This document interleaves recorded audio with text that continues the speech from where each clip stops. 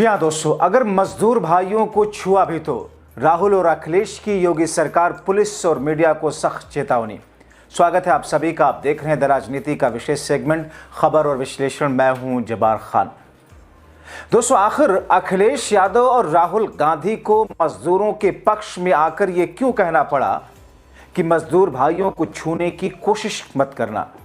आखिर मुख्यमंत्री योगी आदित्यनाथ ने ऐसा क्या कह दिया जिसकी बुनियाद पर मजदूरों के इस प्रदर्शन को विपक्ष की राजनीति और षड्यंत्र करार दिया जाने लगा? आखिर नोएडा में जो कुछ हुआ उसके जिम्मेदार है कौन? और क्या सरकार मजदूरों या फिर उन गरीब तबके के लोगों के लिए उस स्तर पर आकर खड़ी है जिस तरीके से खड़ा होना चाहिए? विस्तार से आपको सब कुछ बताते हैं दोस्तों, क्योंकि अब मजदूरों में और ज्यादा गुस्सा और रोष पैदा हो चुका है। दोस्तों, जिस तरह सीएम योगी ने तेवर दिखाए, जिस अंदाज में उन्होंने जो कुछ कहा, जिस तरीके से उन्होंने उत्तर प्रदेश में विकास की रफ्तार को रोकने के लिए इसे एक साजिश करार दिया, क्या इस समय इसकी जरूरत थी? बजाय इसके कि वो खुद नोएडा आते और कहते कि मैं खुद उन लोगों से बात करूंगा, संकट के हालात में दोनों पक्षों की सुनवाई होगी, सरकार की तरफ से मजदूरों को जो सहायता हो सकती है हम करेंगे, उन्हें सिलेंडर के लिए विशेष सहूलतें दी जाएंगी, मजदूरी राशि बढ़ाने के लिए सरकार और कंपनियों के बीच में वार्ता होगी।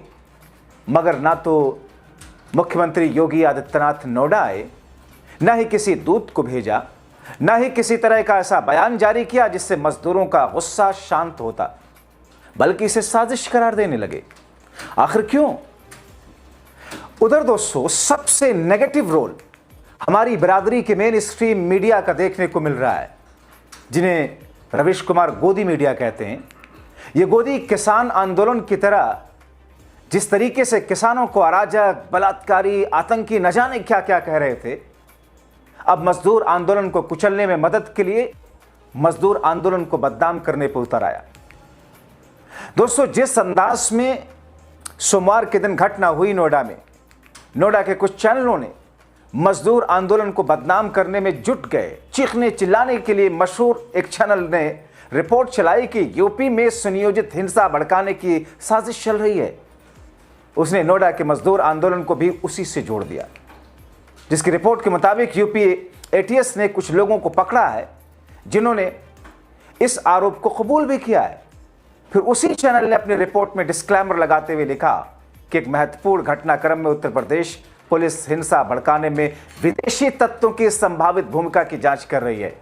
हालांकि अधिकारियों ने अभी तक इस जानकारी को नोएडा हिंसा से सीधे तौर पर जोड़ा ही नहीं, लेकिन रणनीति में समानता के कारण जांच तेज हो गई। दोस्तों, अब दोस्तों आप देखिए, पैटर्न देख लीजिए। आपको याद होगा, हाथरस बहुत पुरानी घटना नहीं है।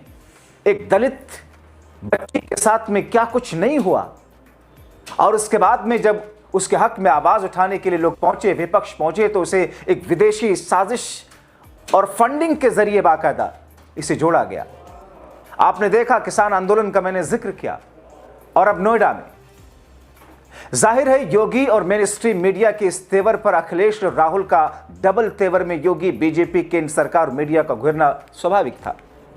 राहुल अखिलेश याद दिलाने लगे कि यह सरकार ये दरअसल दमनकारी है, किसान विरोधी है, मजदूर विरोधी है, गरीब विरोधी है, क्योंकि कुछ वर्ष पहले आलू किसानों के दर्द को योगी आदित्यनाथ की सरकार ने जब नहीं सुना था, तो लखनऊ की सड़कों पर किसानों ने आलूओं से लदी हुई ट्रॉली को पलटकर अपने आलू सड़क पर उड़ेलकर अपना विरोध जताया था, गुस्से के साथ में दुख व्यक्त करते। मगर योगी सरकार ने उनके दर्द को समझने के बजाय इसे विपक्ष की साजिश करार देते हुए क्या किया था? केस दर्ज कर लिया था, कार्रवाई करने लगी थी। उधर राहुल टीम ने कहा कि मजदूर भाइयों के साथ किसी भी तरह की जाति बर्दाश्त नहीं होगी। अगर हमारे मजदूर भाइयों को छुआ भी तो फिर हम सड़कों पर उतरेंगे। एक आखिरी चेतावनी, एक सख्त चेतावनी के तौर पर अखिलेश और राहुल गांधी की तरफ से बातें कही गई, उनकी टीम की तरफ से। दोस्तों, नोएडा मजदूरों के हक की लड़ाई अचानक क्यों हिंसक हुई, क्यों मजबूर होकर उन्हें सड़कों पर उतरना पड़ा, पहले वो जान लीजिए। दोस्तों, उत्तर प्रदेश का शो विंडो कहा जाने वाला नोएडा अचानक रण क्षेत्र में तब्दील कैसे हुआ? बीते 4 दिनों से शांतिपूर्ण ढंग से चला रहा मजदूरों का आंदोलन देखते ही देखते इतना हिंसक हो गया, सड़कों पर सिर्फ धुआं और लपटें दिखाई देने लगी। सैलरी बढ़ाने की मांग को लेकर शुरू हुआ यह विरोध अब उत्तर प्रदेश सरकार और प्रशासन के लिए एक बड़ी चुनौती बन गया। नोएडा फेज 2 में जिस तरीके से पुलिस की गाड़ियों को निशाना बनाएगा आगजनी हुई, उसने पूरे देश का ध्यान इस औद्योगिक शहर की ओर खींच लिया। सड़कें जाम, लोगों को आने जाने में दुश्वारी। आखिर ऐसा क्या हुआ कि मेहनत करने वाले हाथ पत्थर उठाने पर मजबूर हो गए? और क्या इसके पीछे वाकई कोई गहरा षड्यंत्र काम कर रहा है? आखिर क्यों योगी आदित्यनाथ इसे विपक्ष की गहरी साजिश बताने लगे? दोस्तों, नोएडा के औद्योगिक क्षेत्र में सोमवार की सुबह आम दिनों की तरह शुरुआत वैसे हुई, लेकिन देखते देखते हजारों की संख्या में मजदूर सड़कों पर जमा होने लगे। मजदूरों का आरोप है कि कंपनियां उनसे दिन रात काम करवा रही हैं, वेतन के नाम पर बेहद कम मामूली रकम दी जाती है। महंगाई के इस दौर में गुजारा मुश्किल होने के कारण मजदूर पिछले 4 दिनों से प्रदर्शन कर रहे थे। लेकिन दोस्तों, सोमवार के दिन स्थिति नियंत्रण से बाहर होती चली गई। गुस्साए प्रदर्शनकारियों ने पुलिस की गाड़ियों में तोड़फोड़ शुरू की। देखते ही देखते वाहनों को आग के हवाले किया गया। पूरी सड़क पर पत्थरबाजी होने लगी। फैक्ट्रियों की संपत्तियों को नुकसान पहुंचाया गया। हालात को काबू में करने के लिए पुलिस को आंसू गैस के गोले छोड़ने पड़े। मगर दोस्तों, जब विपक्ष इस कठिन समय में मजदूरों के पक्ष में खड़ा हुआ तो साजिश इसे करार दिया जाने लगा, जैसा कि योगी आदित्यनाथ ने किया। हालांकि बवाल बढ़ने पर हिंसा के बीच मुख्यमंत्री योगी आदित्यनाथ ने औद्योगिक इकाइयों में काम करने वाले सभी श्रमिकों और कर्मचारियों से एक अपील भी की। उन्होंने मजदूरों को वह समय याद दिलाने की कोशिश की जब पूरी दुनिया कोविड की महामारी से जूझ रही थी। और इसके अलावा है भी क्या इनके पास?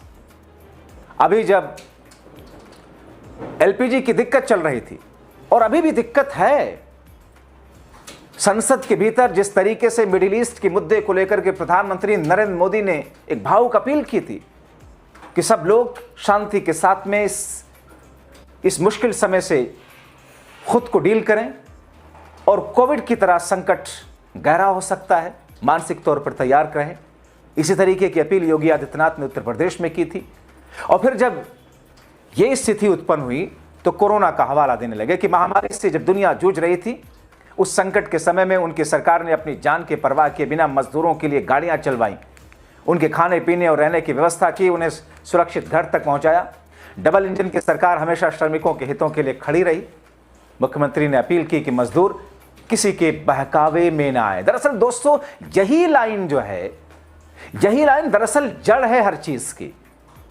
जब भी कोई प्रदर्शन होता है, जब भी कोई समुदाय, कोई विशेष तबका अपने हक की लड़ाई के लिए आगे आता है, तो उसे बहकावे में आने वाला, उसे साजिश, उसे षड्यंत्र करार दिया जाता। क्यों?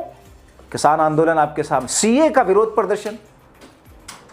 सीए लॉजिकल तौर पर, एक कानूनी संवैधानिक तौर पर विरोध करने वाले से मुसलमान नहीं थे उसमें, लेकिन किस तरीके से उत्तर प्रदेश की राजधानी लखनऊ की सड़कों पर, किस तौर पर वो प्रदर्शन जब हिंसक हुआ, पुलिस की जब बर्बरता दिखी, किस अंदाज में उनके पोस्टर लगवाए गए, क्या कुछ नहीं हुआ, आप याद कीजिए। हालांकि दोस्तों, अब सीएम योगी अपील करते हैं कि मजदूर किसी की बहकावे में ना आए, संवाद का रास्ता चुने, क्योंकि हिंसा किसी की समस्या का समाधान नहीं। वैचारिक बातें होने लगती है। प्रशासन अब उन लोगों की पहचान करने में जुटा, यह कहा जा रहा है कि प्रशासन उन लोगों की पहचान करने में जुटा है जिन्होंने शांतिपूर्ण आंदोलन को हिंसक मोड़ दिया। दोस्तों, आंदोलन हिंसक कैसे होता है? आंदोलन कोई मिलिट्री के लोग थोड़ी होती है, सिस्टमेटिक ढंग से बैठे हुए लोग, किसी एक दफ्तर के लोग थोड़ी होते हैं, यूनिवर्सिटी के छात्र थोड़ी होते हैं जिनकी पहचान होती है। जनता का आंदोलन अलग अलग जगहों से अलग अलग लोग आते हैं, गम और गुस्सा उनका अपने स्तर का होता है, और कई बार जब भीड़ बेकाबू होती है तो उसे काबू करने के लिए मुश्किलों का सामना करना पड़ता है। और भीड़ जब पागल होती है तो फिर आयरन लेडी कही जाने वाली इंदिरा गांधी तक की सरकार को जिस तरीके से उखाड़ फेंकते हैं, इसका अंदाजा किसी को नहीं होगा, यह सबको होता है। दोस्तों, वेतन बढ़ोतरी को लेकर मजदूर आंदोलन फरीदाबाद, गुड़गांव, सोनीपत, बहादुरगढ़ औद्योगिक क्षेत्रों में यह फैल सकता है, ऐसा कहा जा रहा है। फरीदाबाद में मजदूर यूनियन लगातार छोटे छोटे प्रदर्शन के जरिए इस मुद्दे को उठा रही है। गुड़गांव के धारूहेड़ा इंडस्ट्रियल एरिया में 1 महीने से मजदूर यूनियन आंदोलनरत हैं। यूपी और हरियाणा में बीजेपी शासित सरकारें हैं।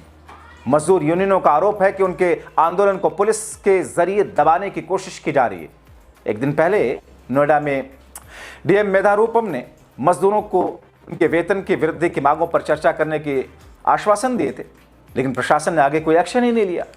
प्रशासन कारखाना मालिकों से ठोस आश्वासन दिला पाने में कोई रुचि नहीं ले रहा था। मजदूर इस बात पर खासे नाराज हैं कि उनके वेतन में 200 रुपयों की बढ़ोतरी की गई, लेकिन कुछ कंपनियां इवेंट पर भारी खर्च कर रही हैं, राजनीतिक दलों को चंदा देती हैं। इसके आड़ में मजदूरों का शोषण होता है। हालात बिगड़ने के बाद गौतम बुद्ध नगर के जिला मजिस्ट्रेट मेधारूपम ने शिकायत दर्ज कराने के लिए हेल्पलाइन नंबर भी जारी किया। मजदूरों की सुविधा के लिए कंट्रोल रूम स्थापित करने की घोषणा भी की। आश्वासन भी दिया कि सभी शिकायतों का तुरंत समाधान किया जाएगा। कानून व्यवस्था बनाए रखने के लिए गौतम बुद्ध नगर कमिश्नरेट के अंतर्गत आने वाले सभी औद्योगिक क्षेत्रों में सुरक्षा की गई। जाहिर तौर पर ये सब वो प्रक्रियाएं हैं जो की जाती है। अब दोस्तों, इस प्रदर्शन के कारण दिल्ली नोएडा बॉर्डर पर ट्रैफिक व्यवस्था पूरी तरह चरमरा गई। पीक ऑफिस आवर्स में डीएनडी फ्लाईओवर समेत या फिर आप कालिंदी फिल्म सिटी की तरफ से आने वाले सभी प्रमुख मार्गों पर लंबे किलोमीटर तक वाहनों की जाम लगे रहे। अन्य शहरों से नोएडा आकर के जॉब या कारोबार करने वाले लोगों के लिए घंटों फंसना पड़ा। हालात ये अभी भी है कि नोएडा पुलिस की बड़ी तैनाती करनी पड़ी। दिल्ली पुलिस की ट्रैफिक डाइवर्ट करने की कोशिश की गई, लेकिन वाहनों की भारी भीड़ के कारण ये कितना कर सकते हैं। लेकिन दोस्तों, जिस अंदाज में मजदूरों की इन प्रदर्शन को साजिश करार दिया जा रहा है और मेन स्ट्रीम मीडिया उछल कर इसे जिस तरीके से एक साजिश बहकावे में आने और षड्यंत्र के साथ में इन मजदूरों को भड़काने की बात कर रहा है, जाहिर तौर पर दमनकारी की इन रास्तों को सामने ला करके इन मजदूरों के खिलाफ या फिर कुछ ऐसे विपक्षी लोगों को अंदर ठूसने की कवायद भर है, क्योंकि हमने अक्सर देखा है। आप क्या सोचते हैं इन तमाम चीज़ों को लेकर के अपनी राय कमेंट बॉक्स में ज़रूर लिखें।